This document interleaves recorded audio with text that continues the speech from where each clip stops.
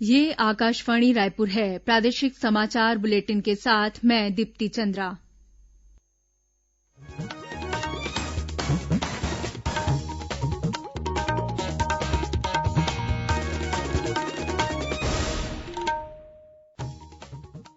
और अब पेश है आज के मुख्य समाचार। गोधन न्याय योजना के तहत गोबर खरीदी की राशि का पहला भुगतान कल किया जाएगा। साथ ही कल से राज्य में शहीद महेन्द्र कर्मा तेंदूपत्ता संग्राहक सामाजिक सुरक्षा योजना भी शुरू होगी। यूपीएससी की परीक्षा में छत्तीसगढ़ के 6 उम्मीदवारों ने कामयाबी हासिल की। भिलाई की सिमी करण ने देशभर में 31वां स्थान हासिल किया। अब अंबिकापुर मेडिकल कॉलेज में भी कोरोना संक्रमण की आरटीपीसीआर जांच की सुविधा शुरू हो गई है। और मौसम विभाग ने आगामी 24 घंटों के दौरान प्रदेश में कुछ स्थानों पर भारी वर्षा होने और आकाशीय बिजली गिरने की चेतावनी दी।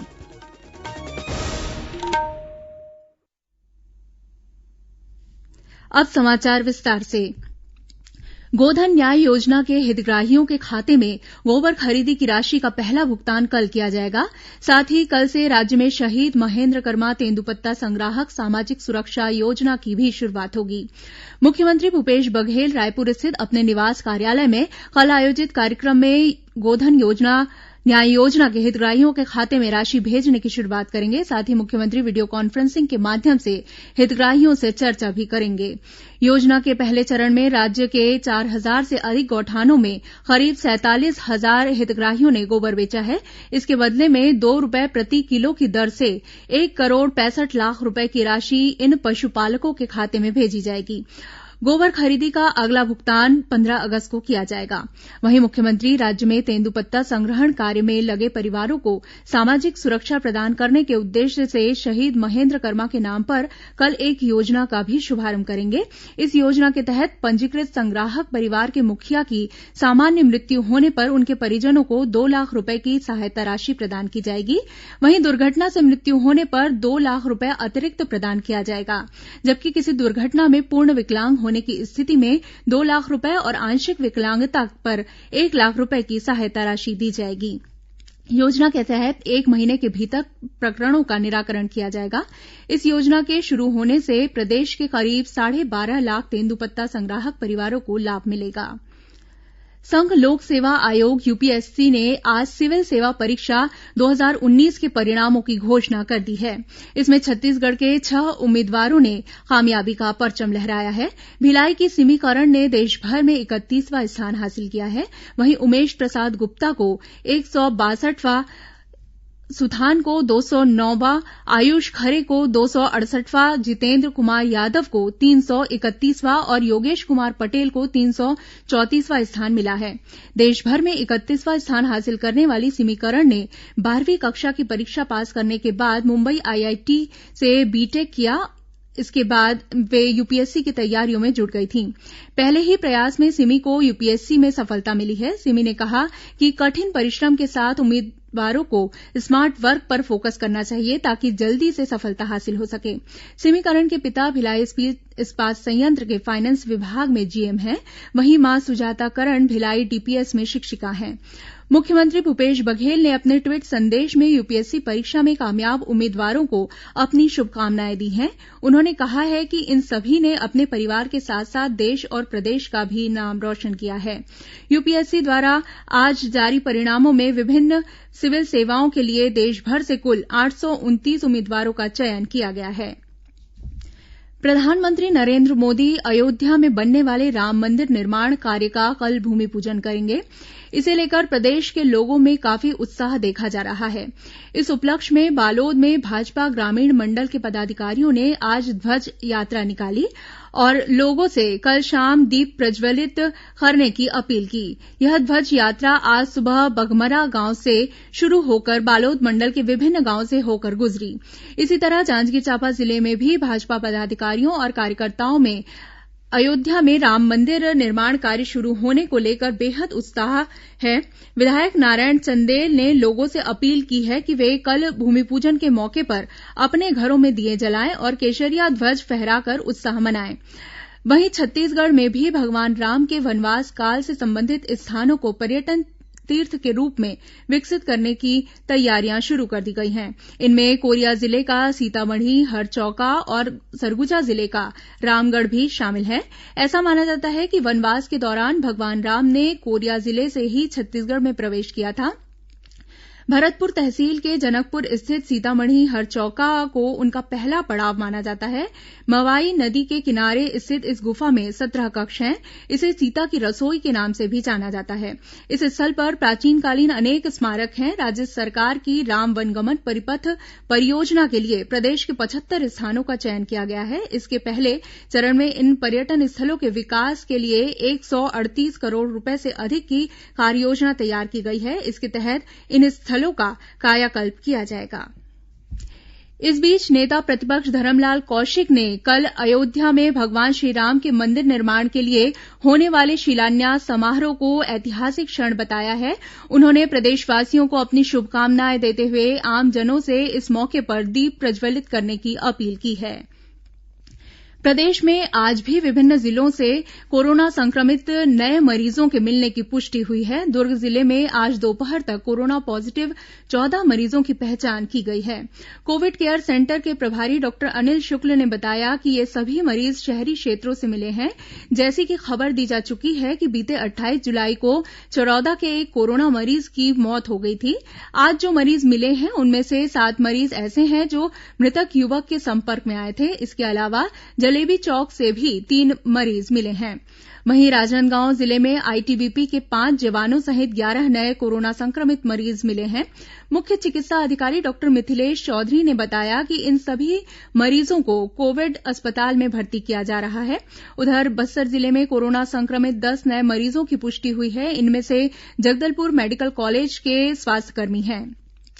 इधर महासमुंद जिले में बीती देर रात एक कोरोना संक्रमित 3 मरीजों की पहचान हुई थी। इन मरीजों के संपर्क में आने वाले लोगों के बारे में जानकारी जुटाई जा रही है।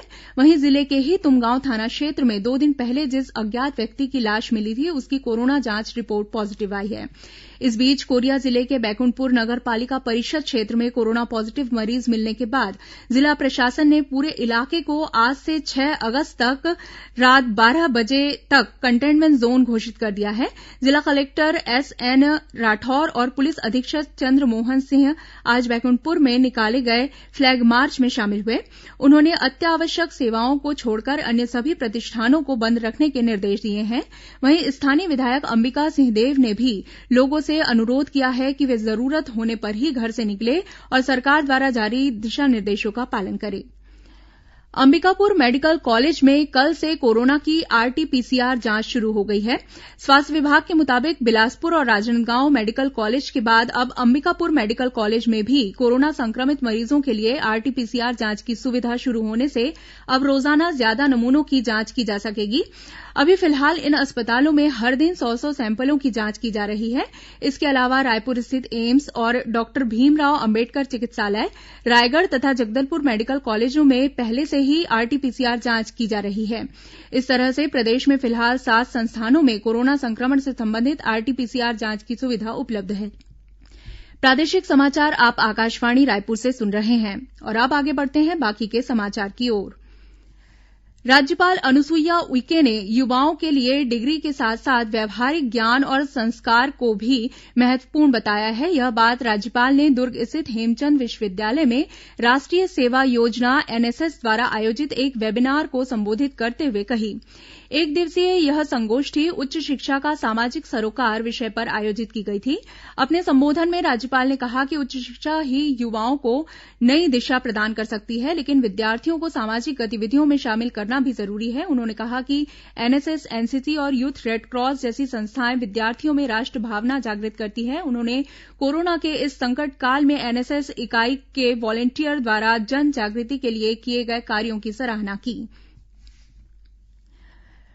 74वें स्वतंत्रता दिवस समारोह से संबंधित श्रृंखला में आज का विशेष प्रसारण ग्रामीण विकास से संबंधित है। केंद्र सरकार ग्रामीण विकास, विशेषकर इन क्षेत्रों में रोजगार सृजन के लिए बड़े लक्ष्यों पर काम कर रही है। इसका मुख्य उद्देश्य गरीबी कम करना और गांवों को आत्मनिर्भर बनाना है। पिछले 6 वर्षों में ग्रामीण विकास की गति तेज हुई है और वैश्विक महामारी के कठिन दौर में कृषि उत्पादों की आपूर्ति सुनिश्चित है।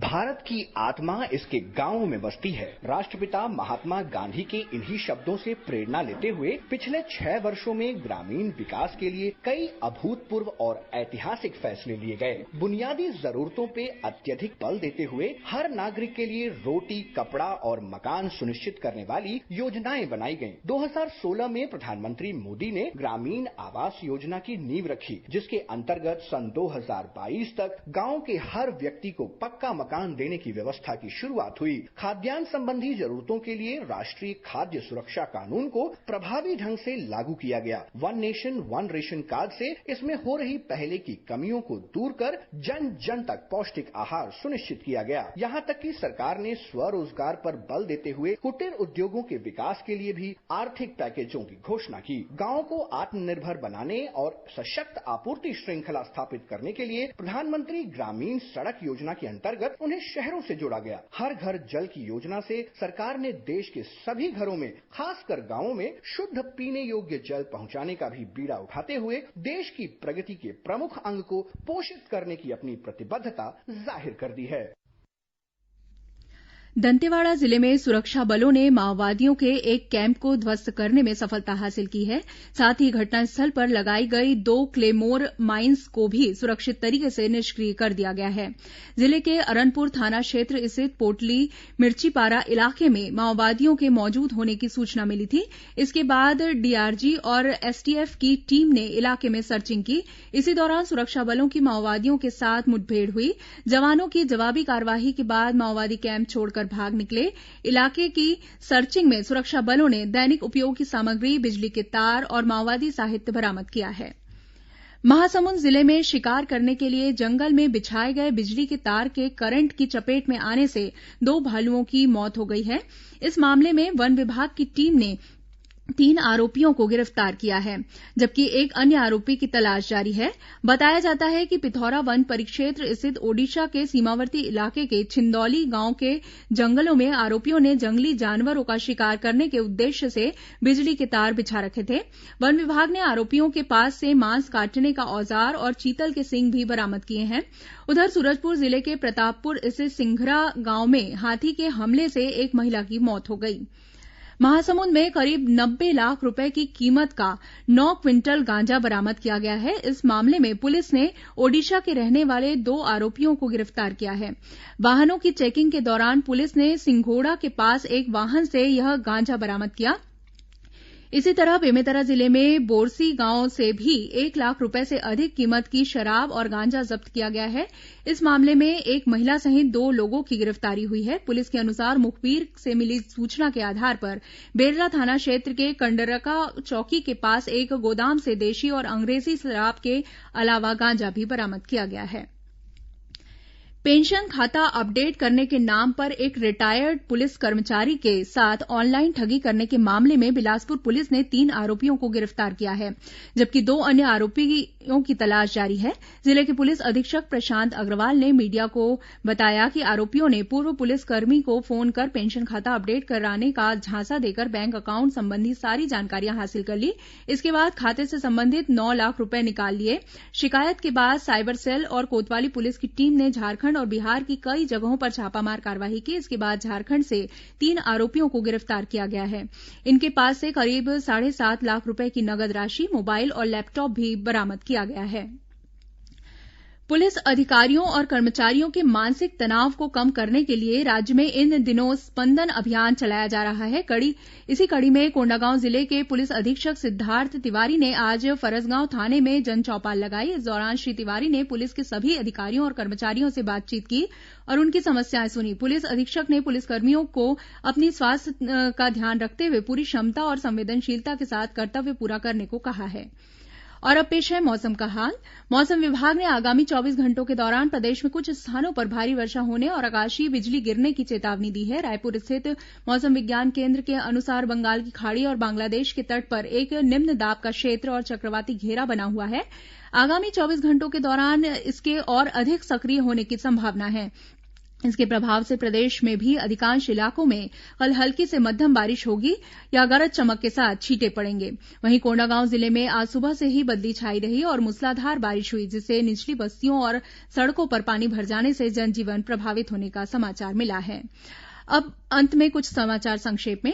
छत्तीसगढ़ राज्य ओपन परीक्षा में कक्षा 10वीं के परीक्षार्थियों के लिए परीक्षा फॉर्म का वितरण आज से शुरू हो गया है। राजनांदगांव के महारानी लक्ष्मीबाई कन्या स्कूल तथा कवर्धा के शासकीय आदर्श उच्चतर माध्यमिक विद्यालय में संबंधित जिले के विद्यार्थियों को परीक्षा फॉर्म दिया जा रहा है और बालोद शहर व्यापारी संघ के सदस्यों ने लॉकडाउन के दौरान सुबह 8 बजे से शाम 4 बजे तक व्यापारिक गतिविधियां शुरू करने की अनुमति देने की मांग को लेकर आज जिला कलेक्टर को ज्ञापन सौंपा। अंत में मुख्य समाचार एक बार फिर। गोधन न्याय योजना के तहत गोबर खरीदी की राशि का पहला भुगतान कल किया जाएगा। साथ ही कल से राज्य में शहीद महेन्द्र कर्मा तेंदूपत्ता संग्राहक सामाजिक सुरक्षा योजना भी शुरू होगी। यूपीएससी की परीक्षा में छत्तीसगढ़ के 6 उम्मीदवारों ने कामयाबी हासिल की। भिलाई की सिमी करण ने देशभर में 31वां स्थान हासिल किया। अब अंबिकापुर मेडिकल कॉलेज में भी कोरोना संक्रमण की आरटीपीसीआर जांच की सुविधा शुरू हो गई है और मौसम विभाग ने आगामी 24 घंटों के दौरान प्रदेश में कुछ स्थानों पर भारी वर्षा होने और आकाशीय बिजली गिरने की चेतावनी दी। इसी के साथ प्रादेशिक समाचार बुलेटिन समाप्त हुआ। नमस्कार।